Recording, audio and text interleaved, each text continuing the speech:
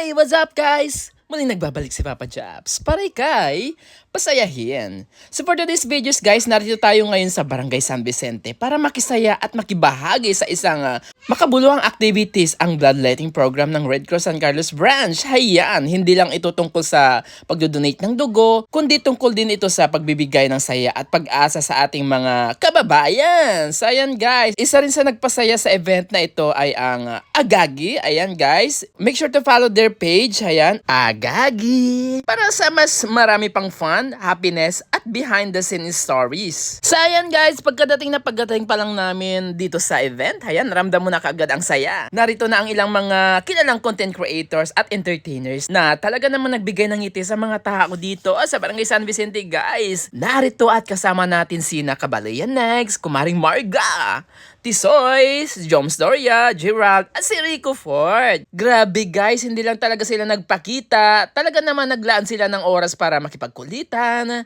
magpatawa, at magbigay ng inspirasyon sa ating mga kababayan dito sa Jacinto guys. So ayan. So ayan na habang tumatakbo ang kaganapan guys, syempre nagutom si Papa Japs. Nakita ko naman kasing may pagkain, kaya ayan, grinab ko na kagad at nagkape na rin ako dito guys. So habang ongoing ang bloodletting program, ayan, sabay-sabay din ang kasiyahan. May mga pag-game, pa-premyo, at syempre may mga fa-foods dito na talaga namang nagpasaya sa lahat. At narito rin si Councilor Attorney Apple Sabarcar, ayan, na isa sa mga nanguna sa kaganapan. Makikita mo sa mukha ng mga tao yung totoong saya, may ngiti sa labi, may tawa, at may pasasalamat. Iba talaga yung pakiramdam na kapag nakakatulong ka, nakakapagpasaya ka pa. Ayan, saludo kami sa lahat ng donors na nag-ahali ng dugo, kaya kayo ang tunay na bayani ng araw na to. Si Kumaring Marga nyo, sino ka dyan? At saka si Tisoy, parang busog pa si Tisoy dito sa lagay na to. At syempre guys, sobrang saya din ni Papa Japs dahil ako mismo ang nag-host ng Bingo Bonanza. Kasama ang walang iba kundi si Rico Ford. Ayan, grabe yung energy ng crowd. Bawat tawag ng numero, may sigawan, may tawanan, at may kasama excitement.